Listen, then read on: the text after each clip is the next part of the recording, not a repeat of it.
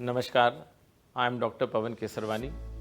I am Senior Director and Consultant Urologist at Max Super Specialty Hospital, New Delhi. Since I am a urologist, today I am going to discuss a major problem that occurs after 50 years of age, that is prostate enlargement. So, what is prostate? That is a question. Prostate is a gland which is found in males and it is located in the pelvis. Pelvis, when I mean to say deep in the abdominal cavity.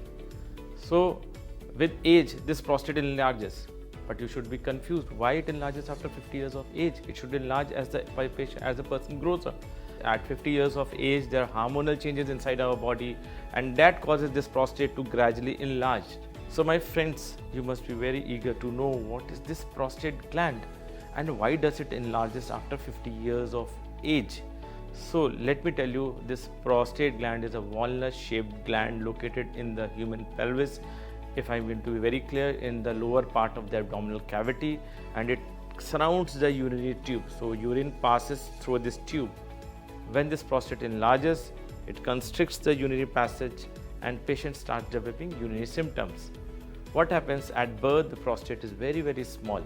When a person becomes young, this prostate enlarges and becomes static by 20-25 years of age, and after that it doesn't grow. But when a person reaches 50 years of age, there are hormonal changes inside the body and it causes the prostate to enlarge. When this enlarges, the person starts having urinary symptoms. But sometimes this is a cancer prostate. What happens in cancer prostate? The cells start multiplying more rapid. And what happens if it enlarges? Again, the urinary tube shrinks. So, cancer prostate is common in persons who have fathers had a history of cancer prostate, or his elder brother might be suffering from cancer prostate. So, there is a chances of cancer prostate existing in the same person with the urinary symptoms which I'll discuss. So, my friends, let me tell you about the symptoms which we say, what problems you will have which will let you know that you have prostate enlargement. Simple, urinary problems. That is, your frequency in the night will increase. You will wake up in the night multiple times for urination. You will have an urge for urination. For example, if you are sitting in the office and you will have an urge, you can't hold it. You have to run to the toilet. And sometimes what happens? The urinary leaks over. Secondly, once you go to urine, you will find your flow is not good. You have to wait for a few seconds for the stream to start over, and then the stream breaks also. It will come in spurts and it will go back. And what happens at the end, when you come out of the toilet, you will feel like that your bladder is not empty. You still have that sensation of voiding again. So these are the symptoms which are very common, and it also happens in cancer prostate also. These symptoms with normal prostate enlargement are almost common. So once you get all these symptoms, you should go to your doctor. Consult your doctor immediately. So once the doctor examines you, he will write down simple test, which is a urine examination, a blood test for a sugar and a kidney function test, an ultrasound evaluation to assess the size of the prostate. Yes, one thing is very important, a test which is known as PSA, and this is known as a prostate specific antigen. So let me tell you a layman term for this word. PSA is like prostate safety awareness. This blood test will tell you whether you have prostate cancer or you don't have prostate cancer. Once your doctor diagnoses you that you have benign prostatic hyperplasia, he will advise you certain practices. For example, in the night, restrict fluid intake 2 to 3 hours before going to sleep. Once you have the urge, don't wait, go for urination. Don't hold urine for a long period of time, and he will start you on certain medications which has to be taken once in the day, and he will keep you on a regular follow-up to see whether you have improved or you have deteriorated.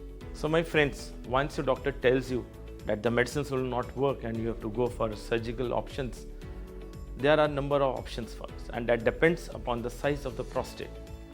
The options nowadays which are available are TURP, which we know as a transurethral resection of prostate. That means a small tube will be inserted through the urinary passage into the prostate, and the prostate will be chipped out gradually by using current. The other is holmium laser enucleation of prostate, and it is called as HOLEP. In this, the same tube will be introduced through the urinary passage into the prostate, but a laser energy is used to break prostate into number of pieces, and using a machine all those pieces are sucked out. The third option which is nowadays available is thulium laser prostate, which works same like the holmium laser prostate. There is another laser which is known as KTP laser. The layman term is green light laser.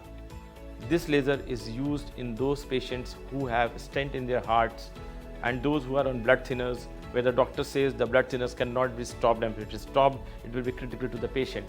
So in this case, we use green light laser. It evaporates the prostate.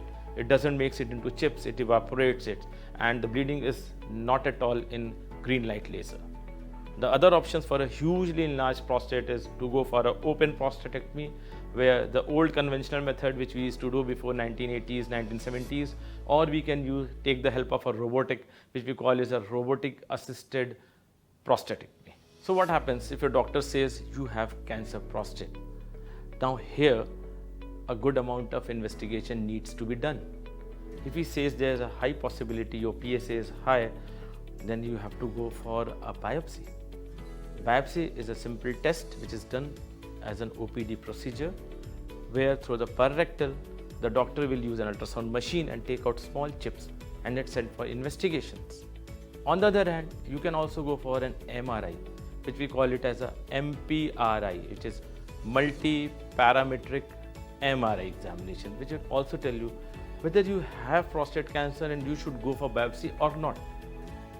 Finally, if the doctor says that you have benign prostatic hyperplasia, that is BPH, even after all these investigations, your treatment is same as I told you before. But if he says now your disease is confirmed, you have cancer prostate, now he will do the staging of the cancer prostate. When I say staging, it means whether your cancer is restricted to your prostate itself, or it has gone outside to nearby organs, or it has gone to other parts of the body like liver, lungs and bones. So your treatment depends upon your staging. So after your staging, your doctor will decide your treatment. If you are lucky and your prostate cancer is within the prostate, your likelihood of being normal is very high. The doctor will advise you for either radiotherapy or for a removal of the prostate, which could be done laparoscopically or robotically. We commonly do robotic prostate removal because doing laparoscopy or open at that site is very, very difficult. The prostate is deep inside the pelvis. But what happens if a doctor tells you that your prostate cancer has gone outside from the prostate to the other parts of the body or surrounding areas? He might tell you to go for a hormonal therapy, and this is preferred in patients where they can't go for a radiotherapy or for a surgery in order to give a complete cure. These patients are followed regularly, and with hormonal treatment we can slow down the progress of the disease to a very maximal extent. So my friends, if you have any problems and you are more than 50 years of age and you have a history, your family has a history of prostate cancer, consult your doctor, get all investigations done, and to be very clear, get PSA done and follow your doctor's advice. Thank you.